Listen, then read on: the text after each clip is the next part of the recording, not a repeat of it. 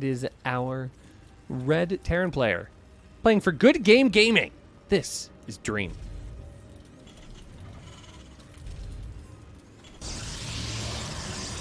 And the top right from Dragon Phoenix Gaming, dropping that last series to Zoun in a very, very close fashion. Smiling Assassin. This is his matchup. This is his time. It's Hero. Kaczynski.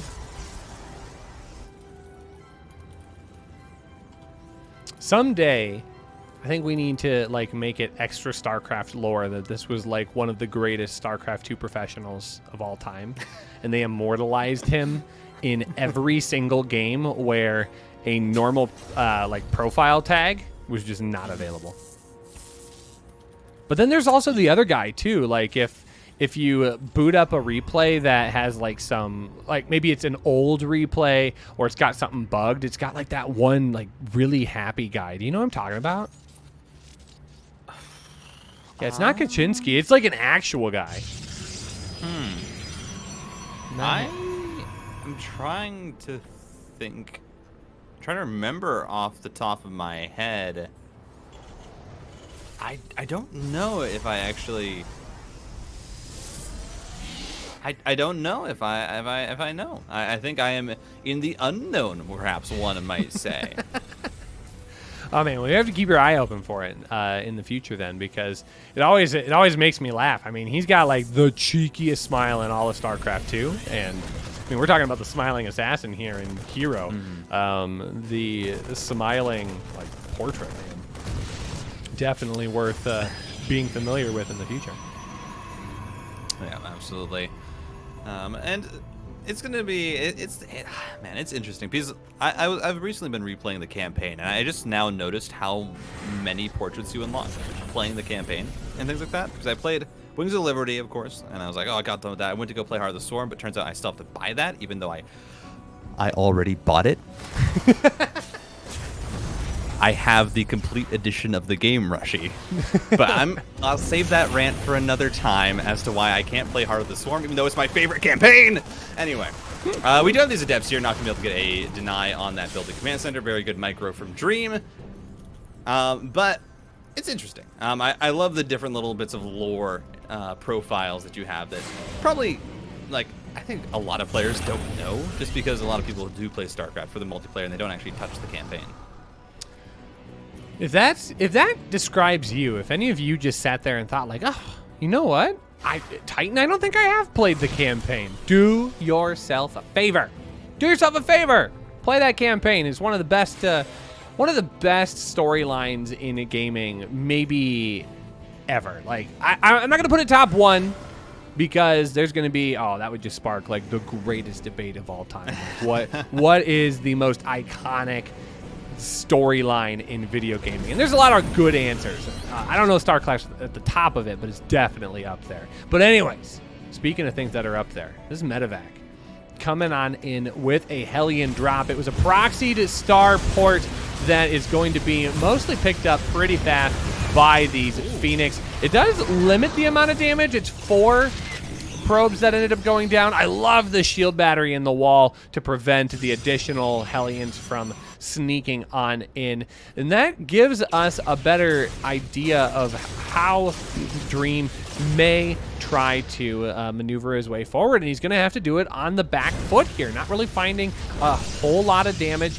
Did get 5 probes in total. Not even going to harass down the starport anymore. Would much rather take these Phoenix and go deal with additional Hellions. And that's not the greatest start that Dream can have here, Titan. But at least he got away without losing like everything to nothing.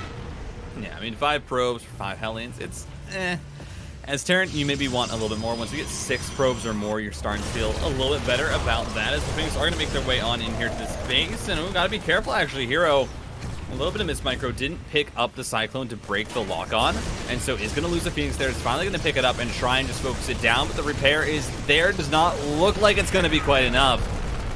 Hero gets revenge for the lost Phoenix. As Dream is just going to continue to harass, and I do think it's interesting that that's the build that Dream opens up with in this best of 3 is the proxy starport Hellion drop, because while of course it's a very nice build for getting an advantage, Hero So cheeky. It's a nice build to try and get an advantage if you find damage with it. It does also mean, hey, your starport is delayed. Now, we've started to see in recent times that the starport is actually just going to be delayed anyway by Terran players because they've realized, wait a second, why do I get my starport so early if I'm really not going to make a Marine push until the maybe 7:30 mark? I don't need that early starport. It's just sitting there not doing anything. Well, I mean, this is going to be an interesting amount of damage here. Look at the beautiful splits on these Adepts, able to attack in multiple different locations. That's going to provide a lot of damage. Now, not ever grouping them into threes is important to note because that's the number of hits it takes an Adept to kill an SCV, but that's still a lot of SCV kills in total, 9. And the Adepts are going to be able to shade on out. So that's a decent amount of damage here for a player in Dream who is having a difficult time kind of spurring himself back from a, we won't call it failed, but definitely not as successful as he would want, kind of a proxy aggression here. So things now are going to spin just a little bit slower. +1 infantry weapons is complete. This Hellion will have the opportunity to spot out that fourth base going down, so seeing the additional motion here on the macro is going to be important, but these Phoenix are still going to continue to be Dream's big focus while he tries to protect his main. Yeah, and I gotta say, Hero right now is in an amazing position in this game, finding that much damage with the Adepts, really mitigating the early damage from Dream's opening, which is pretty, it's a heavy committal. You know, that's a starport across the map. It's gonna be, you know, a lot of gas committed to make that work, and it just doesn't, nothing happens. And now you have a Ghost Academy being built by Dream, who is gonna be trying to take this third base, but I think he's preparing for what's gonna be this very, very strong ground army from Hero that's gonna come and try and knock down the door. Now, there is no charge here, which is a little bit confusing. I think Hero probably thinks that he has charge, but he doesn't. So we're going to see these slow Zealots. You don't get to see this often trying to walk up a ramp, and I think Hero just now realized that he doesn't actually have that upgrade. He's going to pull back, start it up, and be like, well, that sucks because I had a very nice timing here. Yeah, that's actually going to work out really well in Dream's favor, give him additional time to build up some units. Now that the Ghost Academy has been spotted, and it is going to be advanced shockwaves for the Terran player, which makes sense. I mean, you want to find some way to really soften up the army of Hero that's going to be largely Zealots at this current onset. I mean, gosh, look at all of these Zealots. Imagine if these had charge. Oh, this is a giant warp in here. I mean, it's not going to matter if these Zealots are super slow here, Titan. They're going to get a lot of damage done, or at bare minimum, try and draw a big chunk of the army away, and could possibly allow this army to fight just a little bit more forward here at the third base. I mean, it's 31 Zealots here from Hero. He doesn't have charge just yet, but it's going to be finishing up very, very shortly, and once it does, this fight looks a lot better for Hero, but right now, he just doesn't have it quite, and he's running into a meat grinder, and I think Hero, this was not the move that you needed to make. He just mistimed it a little bit and suddenly loses so much. Dream, I mean, with some great defense, all respect to him for how he managed to handle that. But Hero, I mean, again, missing the charge and then also trying to commit into that attack before you have it. And just two very, very big blunders in a row, and suddenly his entire army is going to get cleaned up. And that massive committal to the 32 charge lots, it doesn't work out at all. I mean, of course, you still have 10 warp gates behind us here at that really, really strong Protoss production, but now Dream has a supply lead. And that supply lead's going to be a really, really important thing for him to try and hold on to. He is going to try and capitalize on it by building a fourth base on site. Does have an additional command center going in as well, so I wouldn't be surprised to see that fourth and fifth base come down. That's a bit far forward there. That disruptor not going to be able to utilize its opportunity, but the second one does manage to get a few kills here. Only 5, not an overwhelming amount, but some good snipes happen here as well. A couple that don't end up landing on top of it, but +3 is going to be researched here for those ground units of Hero. Nice little run by of his Zealots will pick up at least the fourth base here on the left, but I don't think that's going to have a major effect. The command center going down at the 6 o'clock position. I'm a big curious here as to how Hero wants to navigate this forward, because it's just largely Zealot and Disruptor at this point, and it's just large amounts of Zealots. At least they've got charge this time around. Yes, here we go. Hero committing on in the first few shots. Not really going to connect. And, of course, right now, Dream is trying to get up that fourth base. These Zealots here not quite rallied the best. Widowmine shots are going to get quite a bit of value. But even if Hero isn't finding the best trades, mind you, he's at 5 bases right now. His macro is absolutely insane off of the failed early game of Dream. And that just means that for the Good Game Gaming Terran, you're really in an awkward position to try and make this work as it's continued counterattacks. And this is just, I mean, this is the Hero style to a T. I've never seen a more Hero game than just throwing waves of charged Zealots at your opponent. It's, you know, it's got the reminiscence of Zest in there.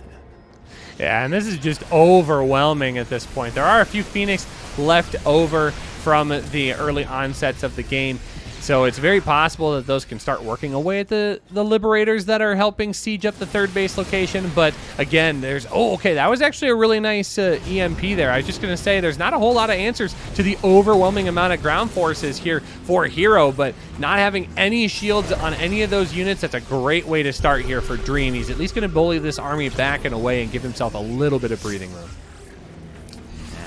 Of course, I mean, with these Ghosts, once you get the shields off these units, the bio does trade a lot better. It is just 1-1 versus the +3 armor of Hero, though. He has just been on top of these upgrades. These Zealots, they don't die that quickly, Rushi. They are very, very tanky. As we're going to see, you know, not knowing just yet, doesn't actually, I think their energy not quite there for any of these Ghosts. The Disruptor shot is good, but we are seeing Dream slowly start to climb in supply. Has this double drop on the right side of the map. It's going to make its way towards that 5th base. Dream, I mean, he's just struggling to get up his own bases right now, and I love this. Has actually replanted the command center as a ninja, and then building this kind of bait forth to try and make Hero believe that he's gotten all the bases of Dream and is so much farther ahead than maybe he is once that base starts getting saturated. Well, nice little Doom drop here into the main. Going to cover some additional damage. Nice little Artosis pylon pickoff there.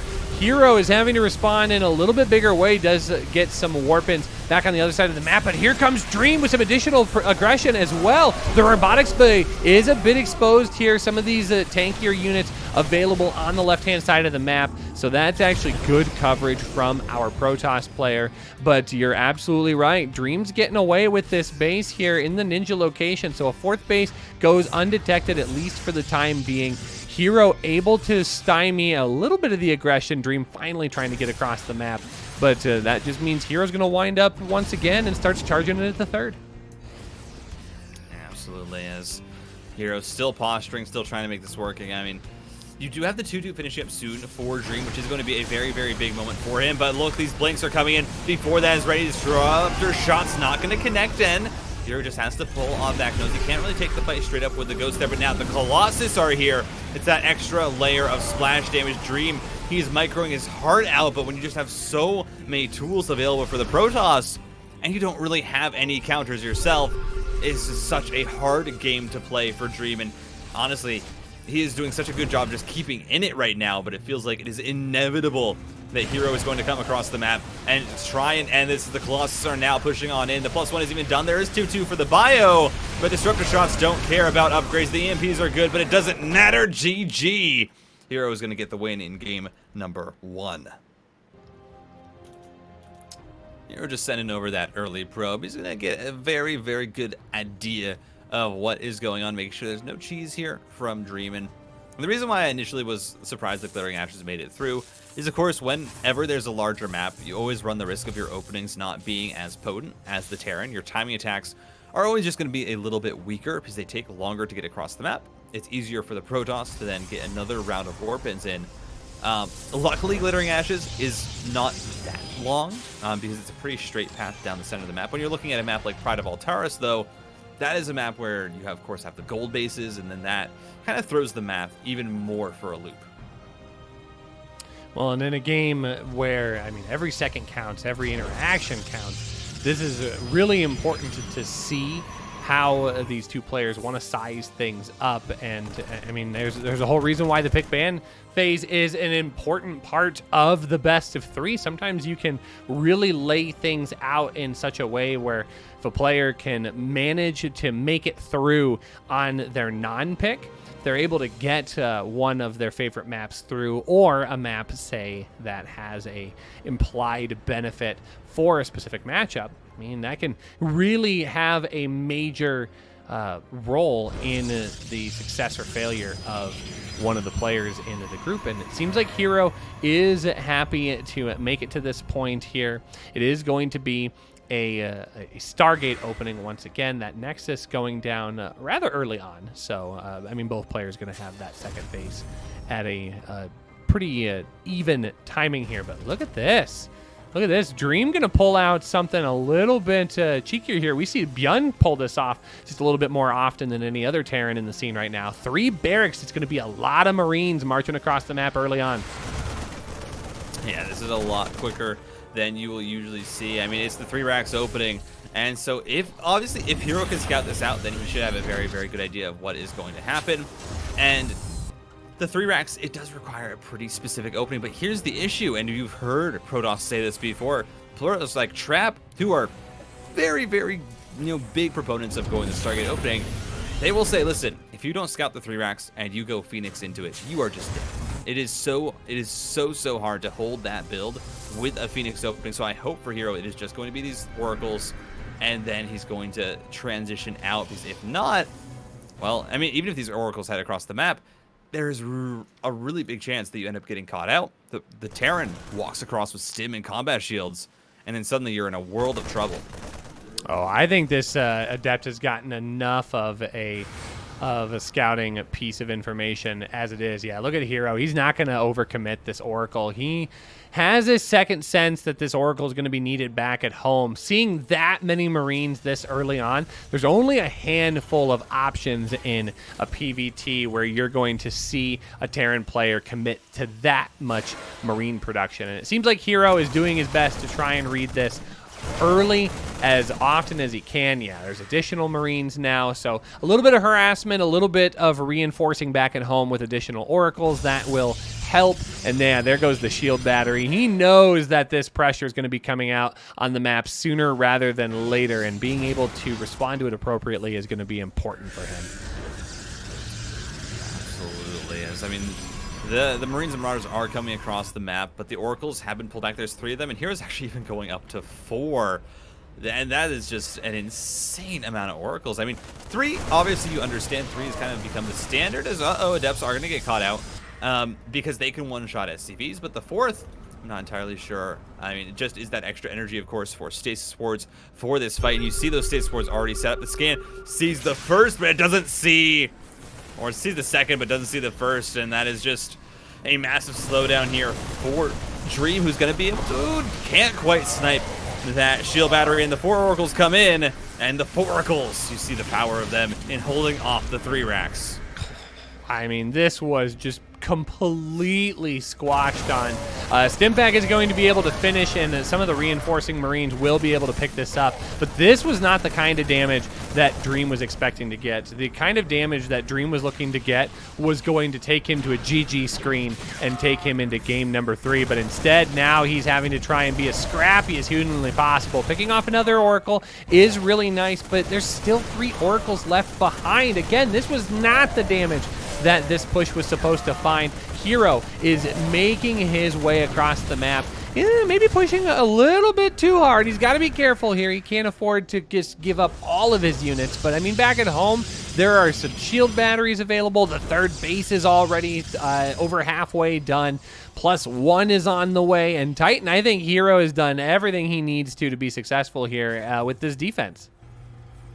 Yeah, I mean, this has just been handled amazingly by Hero's even going to be able to delay that 3rd base and the building barracks. And again, this is what we see. Dream, he's trying to get advantages early in this game, but it's just falling flat. Hero, his defense is holding strong, and now Dream is going to once again be put in a position where he has to sit back. He has to kind of reassess his position, try and get up to this 1-1. Has the stim and combat shields already, so adding on medevacs, eventually he'll have access to another timing attack. but it's going to be a little while until you can get that out in the map with convincing enough numbers for it to be threatening. 5 warp gates coming in here for the blue Protoss player, and Dream is really kind of doubling down on his production here, still trying to crank out as many of those Marines and Marauders as he possibly can. But to be fair, give him credit, he is still working on his worker count here, only falling about 7 behind his opponent. But the fact of the matter is the production of Hero is about to spike in a big way. Now, concussive shells being researched, that's really important here. That's going to be able to soften up these Stalkers and not allow Hero to be quite as flexible on the field, maybe is the right way to describe it, especially since Charge is only now starting right now. This is not a terrible position for either player, but this is still a very pivotal moment here. Oh, some great blink micro by Hero to get some additional damage done on those revelated units on the high ground, trying to take advantage of that. But a nice scan forward here is going to push this unit into the top of the ramp. Good force fields do split up the army, but those Marauders do fire pretty well from the high ground. That is still going to prevent Hero from moving up. And Dream, once again, it takes a little bit of a supply advantage. Yeah, and Hero, I mean, this is the story. He gets very, very aggressive. Of course, he knows he has an advantage. I think the issue is in this game, doesn't have that 4th Nexus on the way just yet. Will finally place it down, but it's not as comfortable as a position as he was in the last game where he had 4 bases and then was also doing this aggression. There's just going to be a blink in here from Hero, and I imagine it's going to be a recall once he finds enough damage, but you're going to lose a lot of Stalkers at the same time, though. It's also going to be Stalkers diving into that 3rd base to find more SCV damage. 9 in total have gone down. But as you said, Dream now starting to pull ahead in the supply, and this is what we should see Terran do at this point in the game, in the mid-game, where your army is starting to grow, where you have this 3rd base. I think the real issue is, though, are you going to be able to push out across the map? You know, there's so much vision control that's available for Hero. Of course, the Oracles are dead, but even with that, you have these Stalkers that continue to lay this push. And it just becomes a lot harder. It becomes very hard, for Hero or for Dream to actually get across this map with the army advantage that he now has and find damage. Yeah, Marine's doing a little bit of work here on some transferring probes, not going to get an overwhelming amount.